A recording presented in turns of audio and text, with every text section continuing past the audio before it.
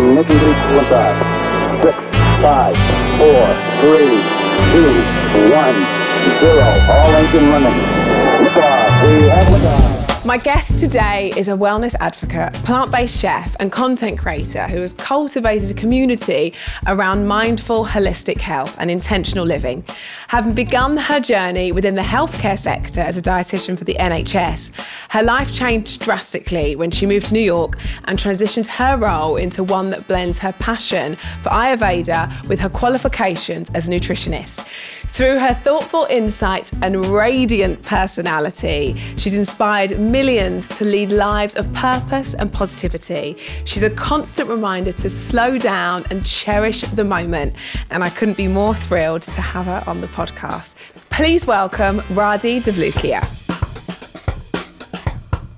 Just a quick one before we start. If you like listening to this episode, which I know you're going to, please like it and subscribe to our channel, and don't forget to share it to your group chat.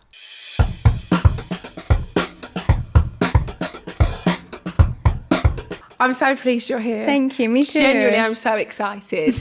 We met over Instagram. We did. Which I feel like is it's like a dating app, isn't it? It We is. met over Insta. And then we met in person at the breakfast, didn't we? The Vogue brunch, yeah, I That's remember right. that. And I remember going away thinking, gosh, you radiate such positivity and such good energy. But you know, sometimes when you meet someone, you're just really hoping that it matches. You're like, I hope she's really nice when you meet her. Yeah, I felt the same way with you though. As soon as I saw you, I was like, well, I already knew who you were because I followed you, and you have the most epic fashion, by the way. That Every is single really time. kind. This one outfit that I saw has been like screenshotted in my camera roll so many times. The green outfit, it's like a green jacket Oh, with the long green trench thing. Oh, I know. You looked amazing. I mean, that's just what makes the gram, babe. yeah, I'll be it's- honest. In the house, it's not so chic. Yeah, no, I know. But like I felt like you had such great energy and fashion online, but then I met you and you just seemed so genuine and loving in person too. And I felt like people were just radiating towards you because of it. You're so nice. Yeah, the feeling's mutual. There we go. Look at us fangirl. It's always good to start with a little It fangirl. is. There's so much I want to talk to you about today, because one thing that I love when I'm on your feed and I'm hearing you talk and is your passion, I suppose, for helping other people and your selfless approach to your own body, which I think is so lovely to see, and it's so rare, and encouraging us to kind of be really in tune with our own body, Yeah. which I think is kind of a real different way of looking at health, and particularly being raised here in the UK. Totally. I think it's something that we don't discuss enough. Yeah. Before we get into that, I want to talk about your journey and where it began and what you thought you would do when you were at school. Okay, yeah. So I honestly was not the best academic. Like, academically, I was not successful. And I would say I started off really, when I was younger, all I wanted to be, and most brown girls want to be, is a doctor. Like most Indian girls grow up thinking, I want to be a doctor. And I knew I really wanted to be a pediatric doctor. Like I knew I wanted to work with children. That's what I always wanted. Wow. Actually, I remember remember when you're in school, you do those tea towels. Did you ever do that where you have to like draw on it? Yes, and my kids do them. It's so Yes, full circle. I'm like, oh my yes. God, I bought a tea towel with a little like dodgy little drawing Yes, of them. and then you write like what you want to be. And I found one from when I was younger, and it was like, I just want to have lots of babies and like look after them. So essentially, I really loved children, That it seems, is from so a really young age. wholesome. I know, so sweet. So nice. But also so funny that that's what I thought about when I was like 10 years old. But I really loved being around children, and I knew that's what I wanted to kind of focus my work around. I did not get the grades to be a doctor by any means. And so then my mum was like, there's this degree that is being funded by the government. You should do it. It's called nutrition. And I was like, you know what, sure. You know what's best for me. Wow. Why not? Let's give it a go. So you sort of stumbled across it, I fully. suppose. I had no idea what I was even going to be doing at this degree. It was free. And what did you feel that at the time? Because, everything when you're over the other side of it, when you didn't get those grades, because I think there's such a pressure now. I think society, culturally, in different cultures, there's a real pressure to hit certain grades. And, have a certain occupation. How did that feel for you at the time? Was your parents really understanding, or was it a tricky moment? Well, okay, so in my GCSEs, I will actually just be honest, I got no grade above B. I think I maybe got a B, and then everything else was like C, Ds and Es. By the way, if we're going to compare them to my grades, that is absolutely winning. Oh my God, thank you. That is winning. Well, in my school, it was like completely not winning, because I went to like Watford Grammar School for Girls, and it was like the most competitive environment. And then when I got to college, my mum had to beg the college to take me. And she told the teacher, like the biology teacher, she was like, if you take her, I guarantee you she's going to get such good grades. She's going to be amazing.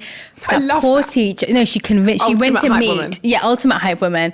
Unfortunately, I think I got like a C, D, E or something at A levels. And I was like, oh crap, this teacher no longer teaches A levels at college. She's just fed up after our year. But then I ended up getting into nutrition. At that time, I would say my parents, being like Indian parents, they weren't the happiest people.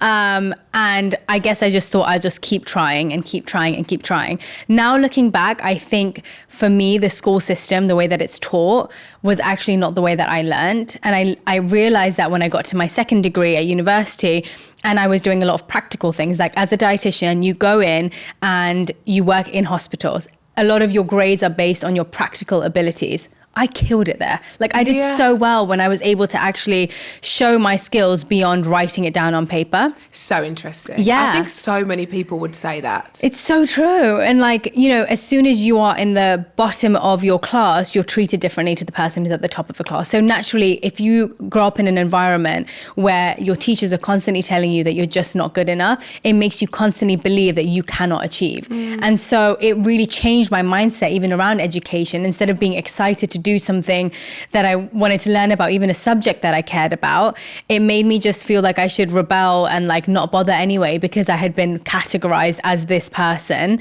And they wouldn't give you hope. They would just tell you you're just bad at this. And so I felt like the school system is quite harsh on people who don't get A grades. And I see that even particularly now, Yeah. because I've got 3 children. Yeah. 2 are in proper school. My youngest is in like preschool until he starts. Yeah. And actually, I think if you're naturally academic and you're naturally gifted, I really wasn't. I found everything such a struggle, but I was really creative. Yes. And I think if you are naturally academic, you're really praised and you're celebrated, and it's kind of, and I would love it if I was, and I'm sure my mum would also celebrate that. But in the school system, it was a massive deal. Yes. But actually now I think there's this whole new. It's a whole other topic in itself, but there's this whole new wave of sports day. Everybody's a winner. Right. So everybody gets a badge. Yes. And like my husband is so anti this. It's something that he's so passionate about. He's like, we celebrate them that of course try your hardest and you win. But actually for the child that isn't, in the A group at maths, but can run that 200 meters like no one else. Yeah, exactly. Where do they get that time to really shine? It's kind of a really so true. flawed system, I believe, in that way. Yeah, that the creative is just your hobby and like everyone can be good at it, but like academics is where there should be rules and systems in place. That's so interesting. I didn't realize they do that. Yeah, now. it's crazy. Everybody's a winner. And I suppose on the flip side, it's amazing if you aren't so sporty. Yes. And this is a class that you get really intimidated in. But actually... But then everyone should get A grades in maths. I should have got A grades in maths because everyone's a winner. Or you should be going, well, do you know what, darling? You got that D, but you're amazing. Yeah, You're going to go to school anyway. It's not kind of how it works. And I find it really, really interesting. How was that for you when you were really creative growing up? Were you able to lean into it a lot? Were your parents quite open to it? My parents were amazing. That's so nice. Well, I say parents, my mum was amazing. Yeah. School, it wasn't so... Secondary school, it wasn't encouraged. Yeah. And then I homeschooled. Because I was in a pop band at so young. So yeah, that part of that was homeschooled. Yes.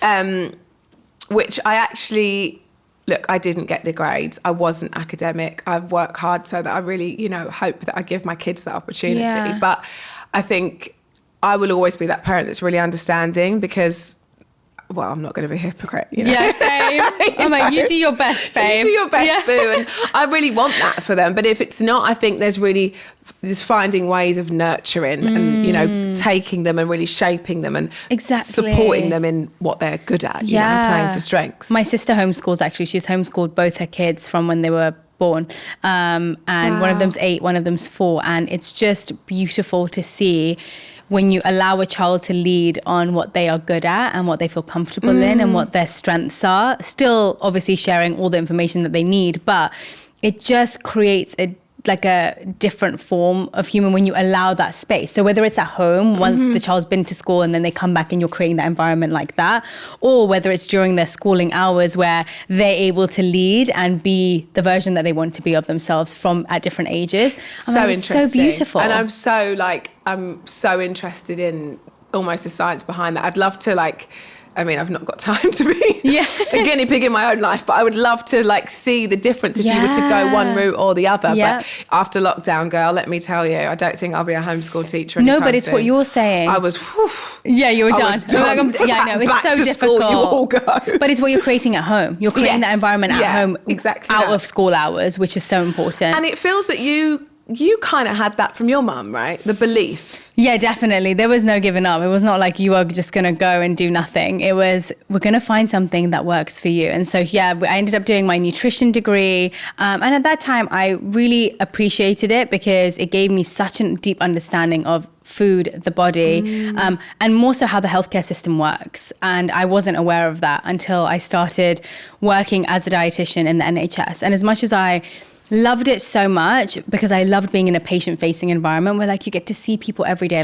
I'd work on the elderly ward where people didn't have relatives and I'd become someone that they got really excited to see every day, or doing clinics for children where they were not eating properly, or obesity clinics, whatever it was, diabetes clinics. You get to see people regularly and then also feel the impact that you're having. Yeah, it's rewarding. Yes. But there was also some I had to follow a system that I didn't necessarily agree with as much. And I had to follow saying things that I didn't necessarily believe in. And I started realizing what my beliefs actually were. And they weren't necessarily aligned with who I had to be as a dietitian in the NHS. And do you think that's because we are so privileged, the fact that we have the NHS and we have free healthcare, we can't overlook how, when you travel to other countries, how it's amazing, invaluable that is. Yeah. But do you think, because I'm of the understanding, right, that the NHS is set up to kind of, it's for a cure, right? It's not for a prevention. Yeah. So if you've broken your leg, you go and you've got a cast and it helps with the situation you're in, but not necessarily getting there. And I think that's what I find really interesting. Is that what become really apparent to you? Definitely. I think it became most apparent to me when I then went to New York and I studied Ayurveda and I did my yoga teacher training there. And what was amazing is I learned about how, Western medicine is generally set up for treatment and cure. And Eastern medicine is set up for prevention. So in Ayurveda, it talks about there's 6 stages before the state of disease that's caught in Western medicine. And if you learn the symptoms of those different stages, it can stop you from even getting to the point where you have to be diagnosed with something. Right. So imagine we blended both, where you've got the diagnostic tools of Western medicine, incredible. It can figure things out in your body before you even feel them. Yeah. But then imagine you were taught from a young age that this is how you tune into your body and how you learn these stages pre-diagnosis, that when your body starts feeling like this, when your digestive system starts feeling like this, when your skin shows up in this way, when your energy levels are like this, it could mean that you're starting to be on the path towards disease. Yeah. So imagine you learnt that from a young age. And so I really noticed it when I learned Ayurveda and for anyone who doesn't know what Ayurveda is, Ayur means life or longevity and Veda means knowledge. And it's essentially the oldest health science that exists. It roots back to India, but really it's something that applies everywhere in the world. And it essentially teaches you how to create an internal environment and an external environment to create optimal health for an individual. So what you will eat will be completely different to what I will eat. What medicine you need for your body when you've got a cold may be different to the medicine I need when I have a cold. And so it makes so much sense. As soon as I heard that, I was like, of course. Of course it does. Where have we all been? Exactly. Of course my workouts have to be different. Of course what I eat has to be different. Of course the environment I have to set around me, even the colors that we keep around us, what may energize you when you look at it may deplete me when I look at it, or it may create anxiety. If I see the color red, for me, I'm like, oh, this is too much. Yeah. Someone else may say and be like, oh, this feels like love to me, and it really calms me and soothes my heart. And so it's starting to understand your body from a really young age to be like, this is what works for me and what doesn't, and how to adapt that as your environment around you changes. Yeah, and I think that's what, as we touched on before, that actually that's what we don't do here enough, because it is that kind of one size fits all approach, the same way. And it's not holistic enough either. No. And like you say, the knowledge is amazing. Yeah. But a balance of the two is kind of... It's perfect. But there's a lot of self-work to do in that too. It's participation. You can't just be an observer in your life. You can't you have to be an active participant if you want your health to be optimal. Like, I really believe that. You can't just sit back and put your health into someone else's hands, which is, what we're taught from a young age. We're taught that if you have a cold or a cough, go to the doctor. If you break your bone, go to this person. If you have mental health issues going on, or you're feeling a certain way in your mind, go see this professional. Rather than, and of course, there's a place for all of those things, but you're not taught the tools and techniques to analyze it for yourself before you give your health, your body, your mind into someone else's hands, to know whether what they're doing is helping you or not. And so I think that's what's really difficult, because we give our power away so easily from a young age for people to just manipulate, use, tell us what to do, and it makes us feel so helpless in our own journey, in our own body, and it really disconnects us from our body too. Yeah, and we're taught to be trusting in other people, but you're right. Well, you don't trust yourself and your own view. Exactly. So where do you go from there? Yeah. I suppose for you, being a nutritionist in a diabetic clinic and learning and understanding the holistic side at the same time, it must have been quite a sort of frustrating period of time where you're like, yes, but you didn't need to be here. Yeah, I guess so. It's you know what? I never actually felt that way when I was listening to people's stories, because I actually think it's just lack of education. I think as soon as you know something, look, I think there are plenty of things that we do. Like they say doctors smoke cigarettes, right? They know the repercussions, but they will still smoke. In the same way, like I might know that sugar does this, but when I see, I don't know, like a vegan pastry shop, I'm like, oh my God, give it to me, give all of it to me. And so, balance. And so I think there's one side of things, which is learning information, and then at least you're making informed decisions. And so I think when you have the information available to you, a lot of people are just not taught about the basics of health and wellness. They're just not taught. And then when we are taught, it's on Instagram or on TikTok, where of course there is like a plethora of information, but it is almost overwhelming, where like one person's telling you to eat avocados, another person's telling you that avocados are terrible for the environment, another person's telling you that avocados cause an antihistamine effect in your body. Like there's just every single person is saying something different. So then when you get to an age where usually people get older, they're on social media from 16 or above, let's say, and then they're introduced to all this information from different types of health professionals and some non-health professionals telling you all these things to do, and then you're trying out all these things bit by bit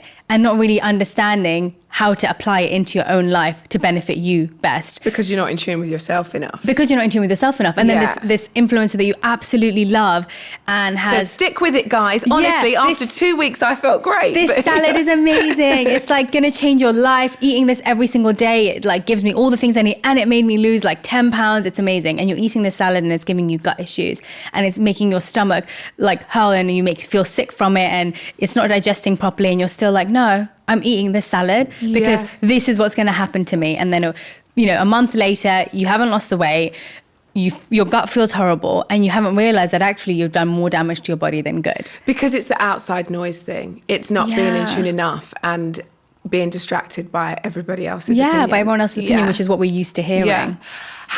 So let's rewind a bit. So you're at the diabetic clinic, and then there's this big jump, because then you find yourself in New York. Yeah, I do. I found myself in New York because my husband got a job in New York. And it's so funny because the one thing that I said when we got married was my sister, my mum and my grandma, they all live like 2 miles away from each other, all very close. And so I was like, the only thing I want is a house that's like 2 miles away from my mum, my sister and my grandma. And then I'll be fine. Everything else we can chop and change, but that's what I want. We bought a house 2 miles away from my mum, my sister and my grandma. We lived in it for about 3 months, just enough time for me to get the floors done to never live in that house.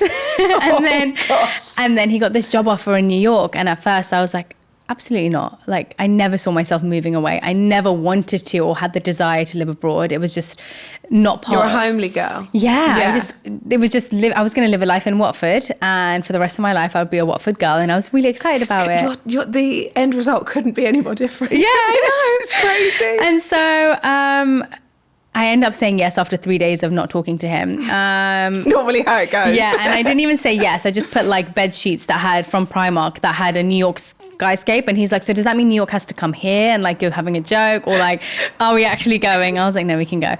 So we ended up moving to New York, but I'd been studying for 6 years, because I did my nutrition degree and then did a dietetic degree. Dietitians are allowed to work in hospitals, nutritionists can't. So I done like 2 degrees. 2 degrees later, to work for less than 6 months at a job that I'd spent 6 years studying for, to then go to New York on a spouse visa and not be able to work at all. Oh my gosh. Yeah, so I got to New York and I was like, what the hell am I going to do here? This is a big moment. Yeah, it was huge. Because you're supporting your husband, which we all want to do. But at the same time, you've worked so hard for yourself and got to a certain point. Yeah.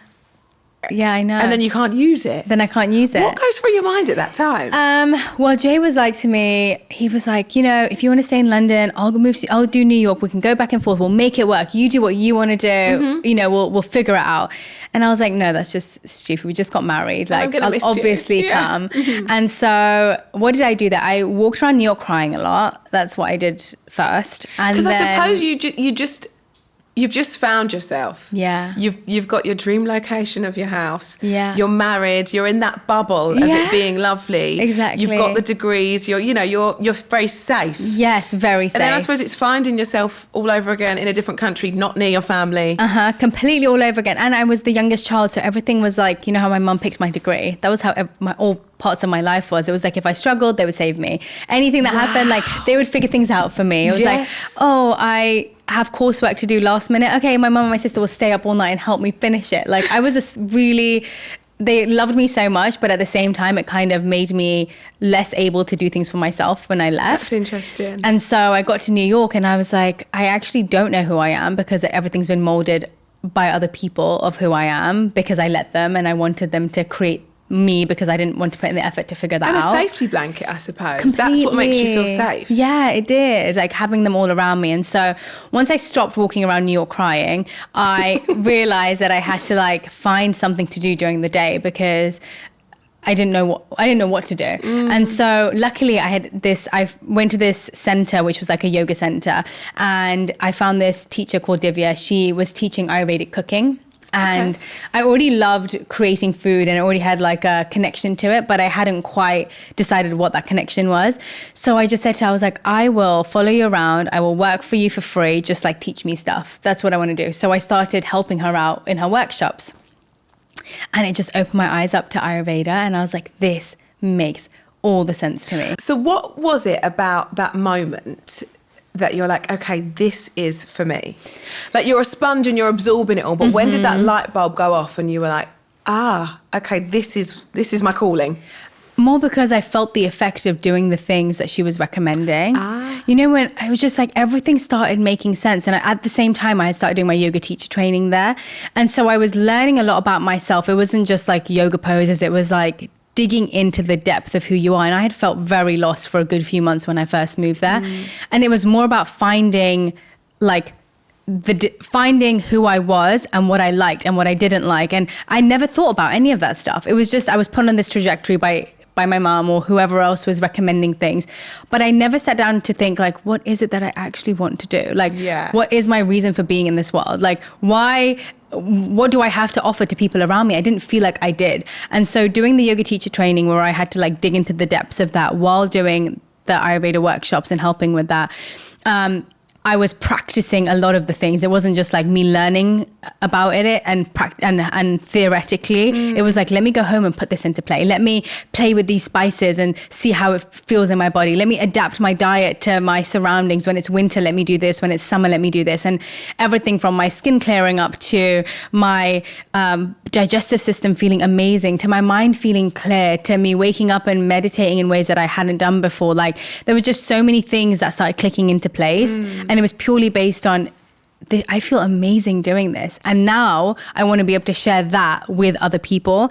And so I didn't really have an Instagram platform. It was private. It was just with friends and family, where I just started sharing like recipes I was making and Ayurveda tips that I was learning. So I was kind of like sharing what I'd learned as I was learning it. And you're passionate about it. And I think that's when you know that you are when you feel the effects of something and something really works with you, the first thing I will do is be like, in my girls group chat, like, you've got to try this. I've been trying this and I feel, and I suppose that for you, and that's how I see you, which is really nice. Like, as I follow you, I see that you're just trying to bring everybody along for the ride, and you're like, guys, this works. This is how I feel me, and I think you can really get that. So I suppose it's the snowball effect of the private Instagram that you share with your friends and family. That exactly, and it doesn't have to be. And I remember thinking when I was studying, I was like, God, I should just wait till I've really done the courses in this before I start sharing.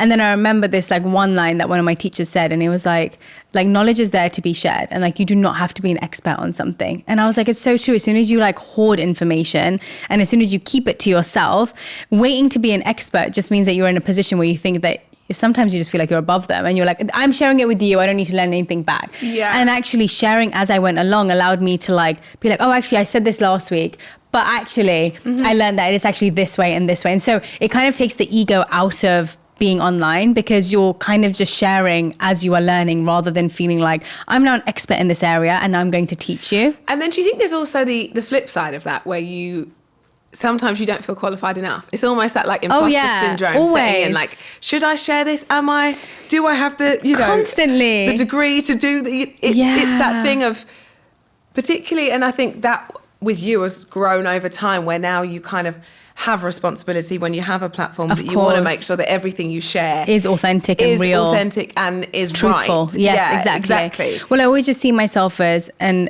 this is what stops the imposter syndrome for me, because I did get to that place, and I was like, I kept saying to Joe, I need to do another course, and he was like, you've done like 5 courses now. Stop with the courses. And I remember hearing like this concept of being a bridge for people, and so like I am not the most expert in Ayurveda. I am not the most expert in clean skincare. I'm not the most expert in any of the things that I talk about. But what I can be is a bridge to take you to the next person that is.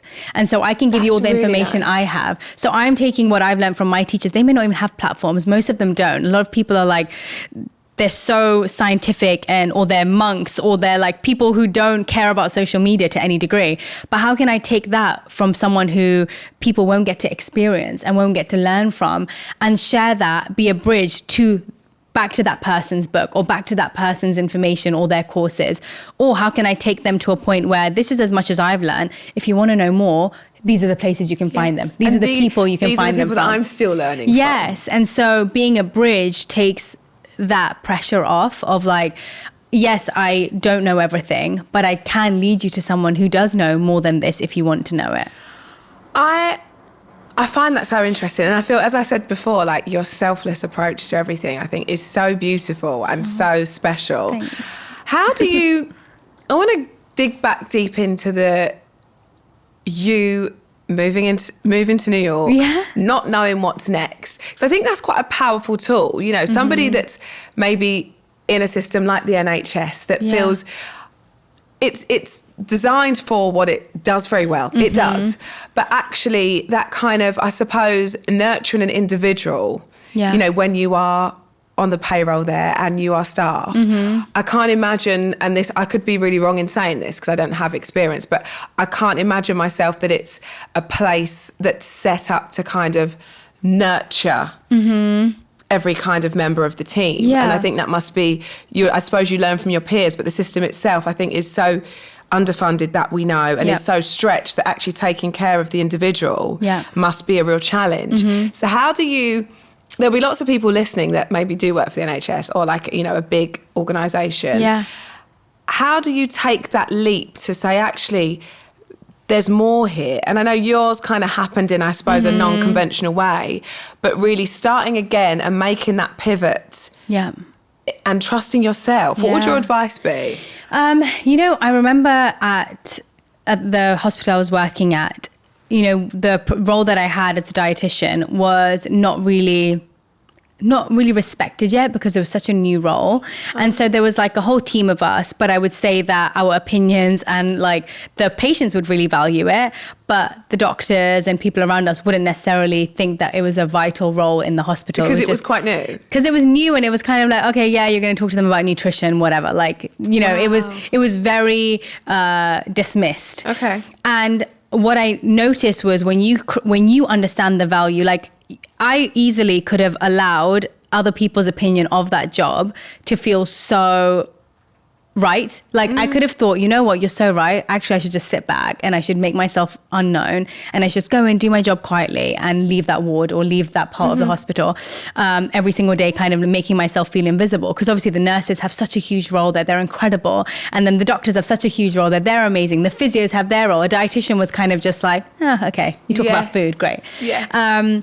But I think what really helped was creating value in my own role and understanding how important it was. And when you realize the benefit of something, even if someone tells you that you're not important, you're like, well, actually, on an individual level, I know how much I'm helping that person. And then creating that awareness and knowledge. So I think it doesn't mean that someone in the NHS has to leave and go or start on their own trajectory. But what I do think it means is creating that value and understanding of that value that you have wherever you are. And if it doesn't feel known to other people, you need it to be known to yourself. Yes. You can't let other people's value of you determine how much you value yourself.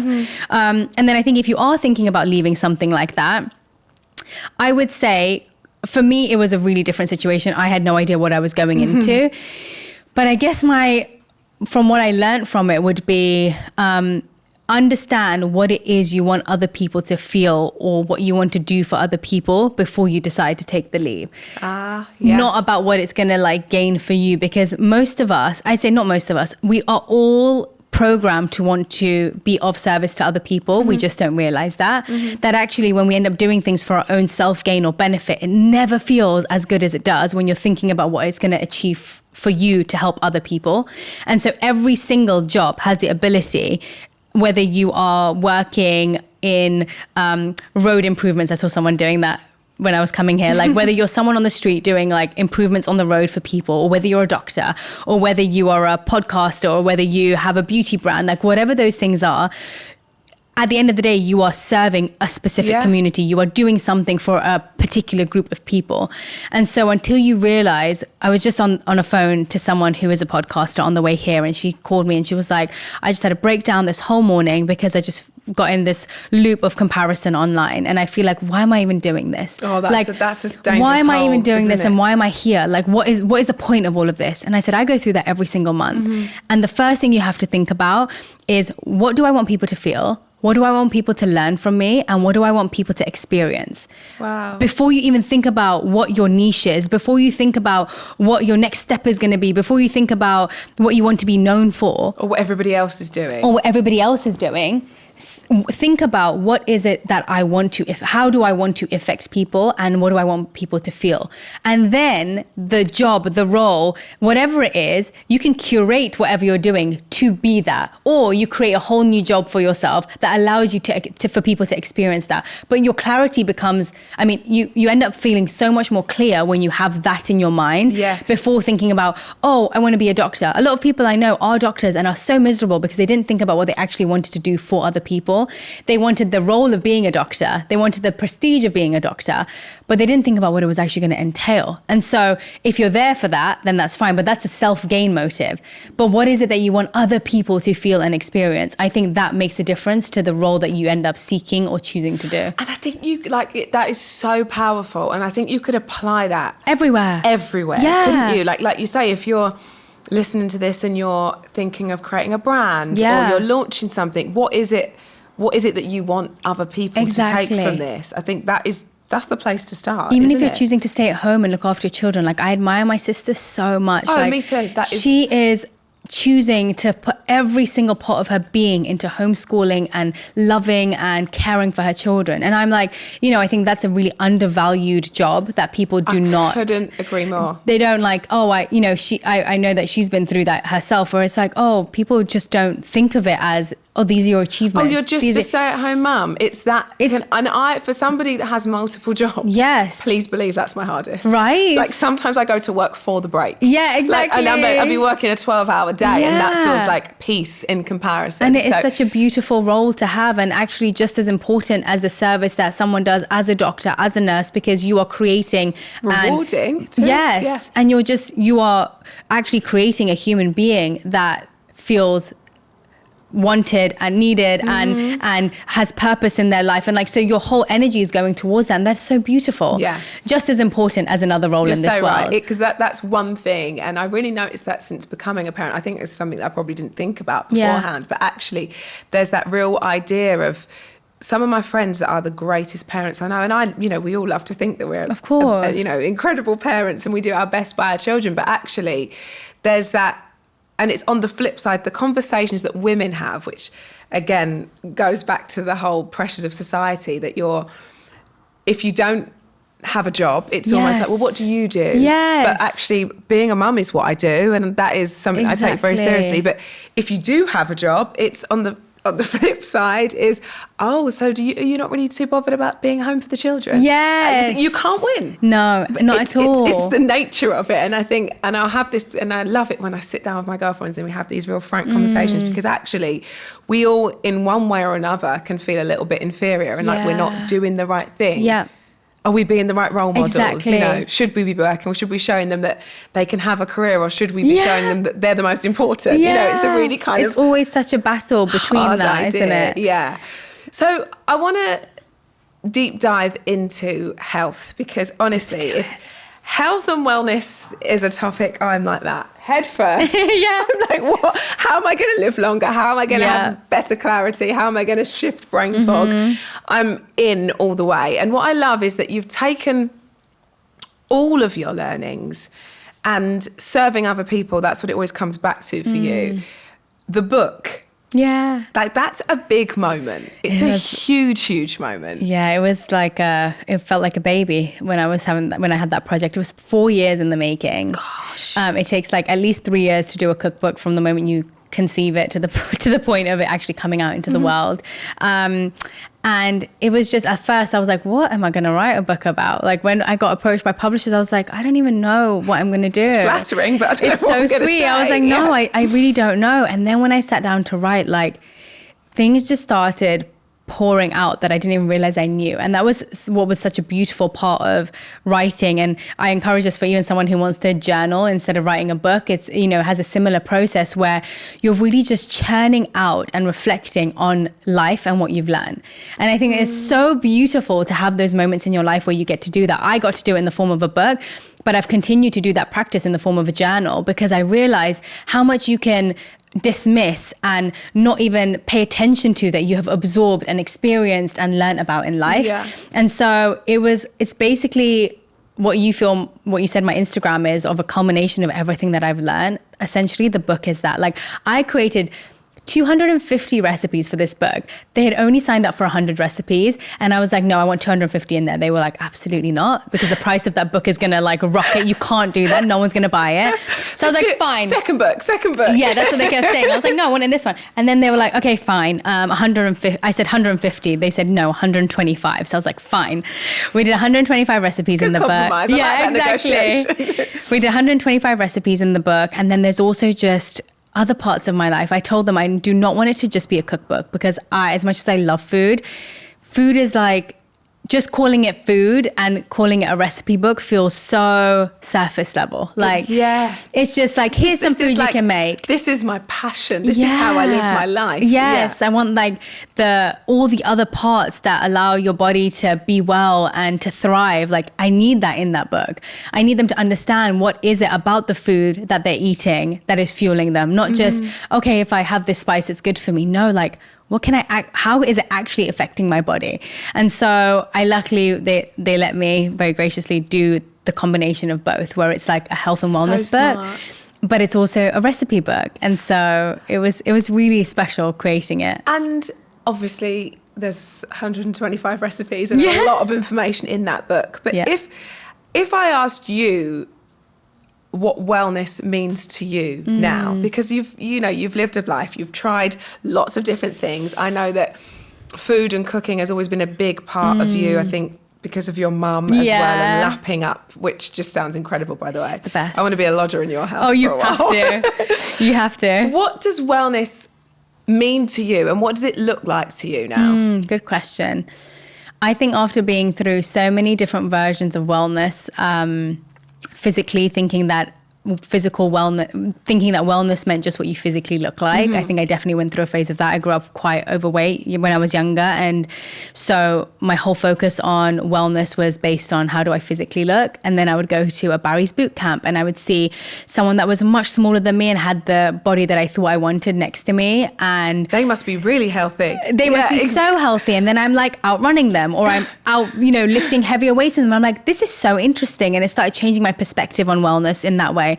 And then honestly now I would say wellness to me is, how do I feel joy and content in my physical, mental and emotional well-being, in my mental, physical and emotional health? Like that is what I see as being overall wellness. Like it's not just about focusing on my physical body, because when you sometimes do that, you neglect your mental and your spiritual and your heart, like your heart health. And I don't mean by heart health like cardiovascular. I mean like, how are my emotions and my mental health doing? And so I really think it's about wellness being holistic and approaching it from all three areas. And I think unless you have that trio, it doesn't have to necessarily be in balance, but in mind when you are creating your life, when one suffers, they all suffer. It's not that when your physical health is really strong, you need it to be in all three areas of your life. And that for me has been, when those three have been in place or in alignment, that's when I feel like I am thriving. It doesn't happen often,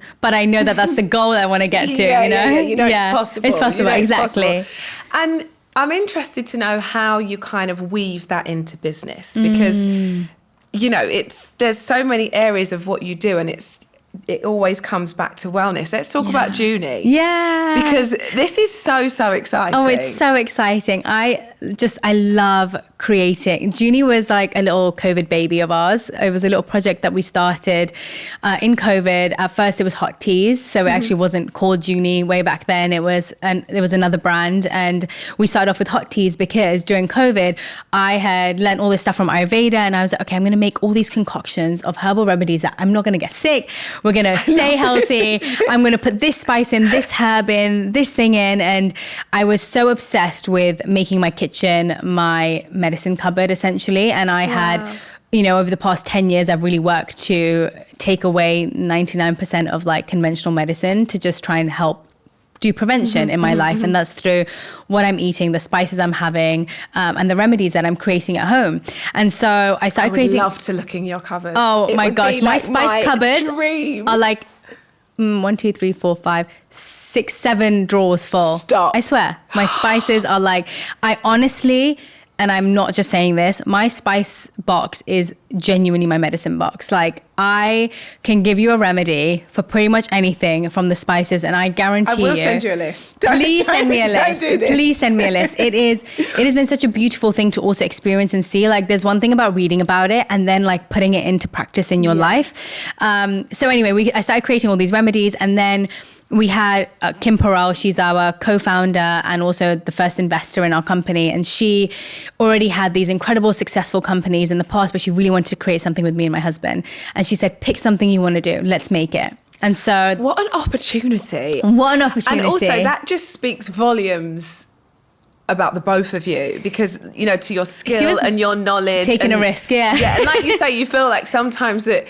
you've still got lots to learn and you're not necessarily an expert, but that vote of confidence is... It was amazing. And she was she's wonderful, and she had all the information and the knowledge that we don't have to start a company, she had. And so we came up with tea because it was just something that honestly I was doing in the moment, and I've just loved the idea of herbs healing people. It's always been something that I've been really interested in and something I was focusing on at the time. So anyway, fast forward, we ended up having to shift because it was hot tea America is not a place for hot tea. London is, the UK is, Really? That's so but interesting. America, Everything's iced. it's cold. Yeah, everything is latte cold iced. beverages. Yeah. And so we made a switch to sparkling teas and the canned sparkling teas, but they have adaptogens and nootropics in them.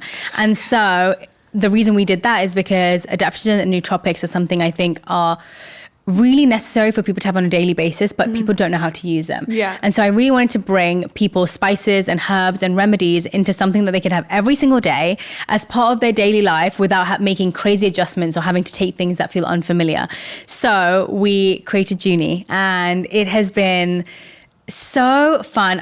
So we have very separate roles. Like I do all the creativity. I create the flavors. I decide what adaptogens go into that. I decide what nootropics go in. I do all the 20 testing rounds of each flavor, and thinking about all the different things I want to create for the brand, and a big part of the marketing part of it. And then Jay does all the kind of CFO, CEO stuff, like doing all the looking after the team. And The stuff that makes my head hurt. Yeah, the stuff I don't want to do. But he's very good at it, doing the investor calls, doing the fundraising and whatever it is. And that's so nice that you've supported each other, it's clear to see, along the way so beautifully, from that you taking the leap to move into New York.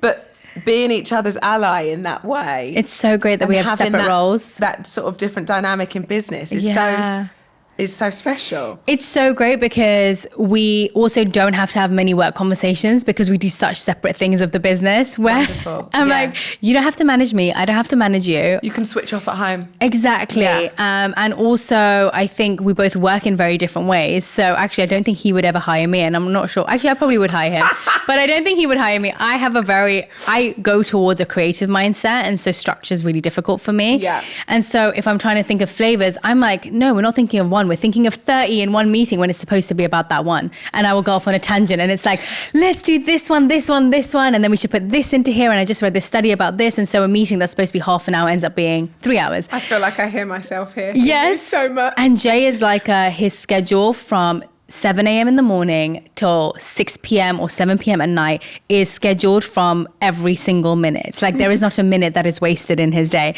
And so we also work very differently. So it's kind of nice that we also have separate roles where we obviously have our team meetings and stuff together, but we don't have to necessarily like deal with each other's quirks of being, exactly.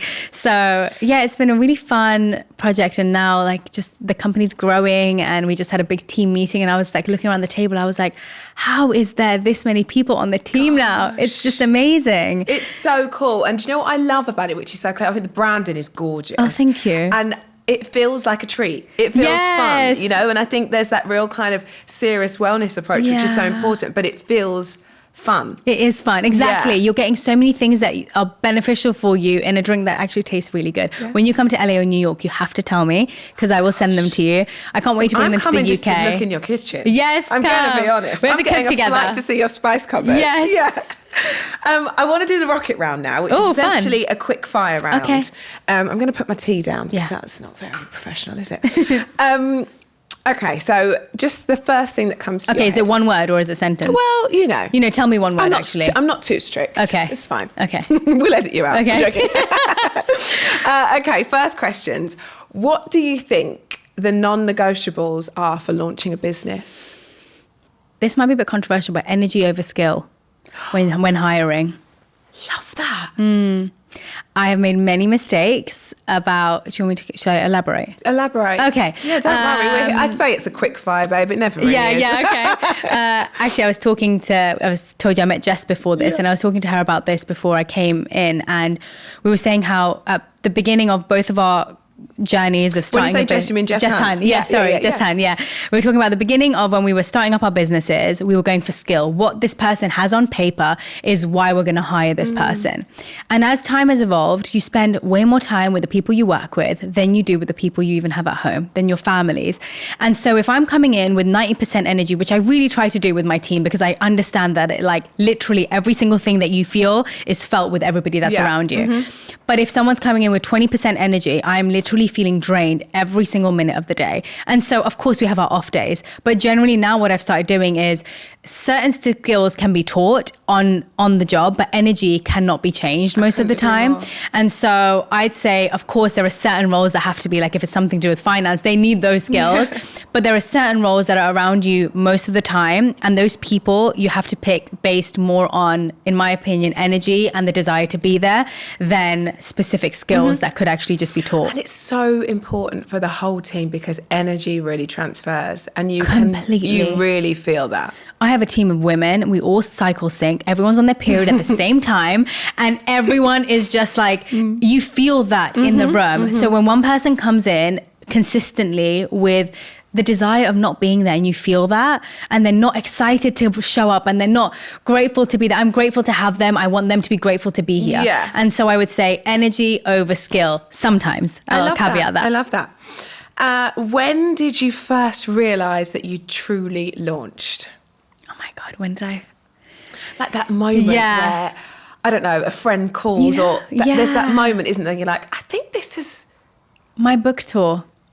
Yeah, because I think as people on social media, you live in a bubble of meeting people who are also on social media. And sometimes you don't get to actually meet your community. Yes.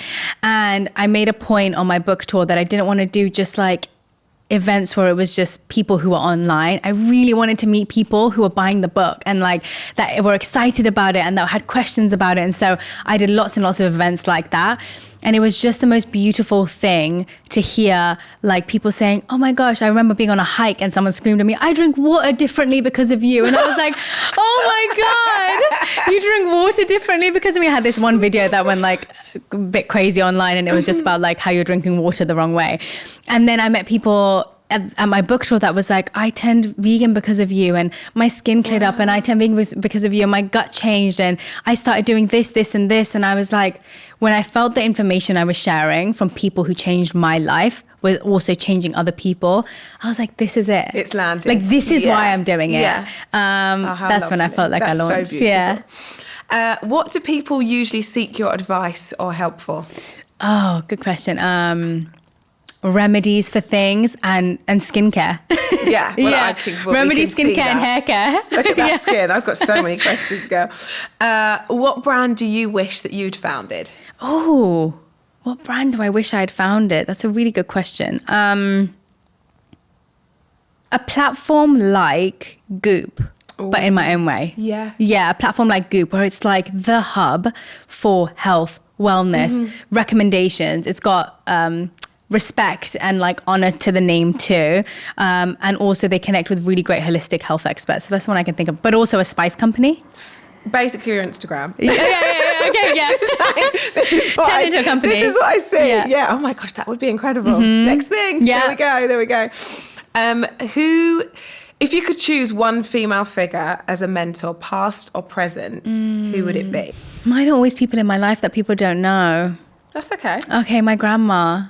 Oh. Like and I'm not just saying this, like she is 90 years old and she is the epitome of everything I would want to be when I'm 90. Her health, the way that she's looked after herself in her life, she's been through so much in her life. Like she was a refugee here. She lost her husband at a really young age. She has just been through a lot in her life. And the consistency of looking after her body, like she fasts in specific ways. She eats not too much, not too little. She's always had moderation in her life, always had the deepest spiritual practice that I aspire for. And then at the same time, when people meet her, her energy just like captivates people. Her hugs like give energy to people. She just has so much joy and love for people that it just comes out whenever she meets a stranger or the person that's in her family. And so I always think about her when I'm doing things because I'm like, that's what I want people to feel like that's when I'm around them. And you're already there. Let me tell you. Thank you. You really but are. It's definitely her. Sorry, I can't think of anybody like. No. It's who that person is to you. Yeah. That's your answer. And then lastly, if you could trade one of your current skills for a superpower that would help your business, what would it be and why? Okay, I would give up a bit of my like cooking skill for. Mine would be the ability to this isn't really a skill, but I want to go into everyone's kitchen. Like I want multiples of me so I can go into everyone's kitchen and like create their apothecaries in their homes. Okay, so we need to clone you. Yes. We need to clone you. I want to be able to be cloned just for that skill, to be able to like create healing hubs for people in their own homes. To reach more I'm sorry, I people. couldn't think of another one. But no, yes, that's that good. one. That's good. That's good. That makes perfect sense. So now it's time to leave a tip. Okay. And it could be something, you know, that you've learnt along the way or something you're still working on, but a tangible piece of advice for somebody listening to this that could take away something from you. I would say don't wait too long for like the when I think that's what I've done in the past, and it's never really served me well. You're constantly thinking of the when I feel like this, or when I do this, or when I become this, or when I've studied this, and it's like usually that's just our mind and our insecurities playing on us. But as soon as you start, you create that that feeling of doing, and that feeling of doing encourages you to keep going until you actually take the first step.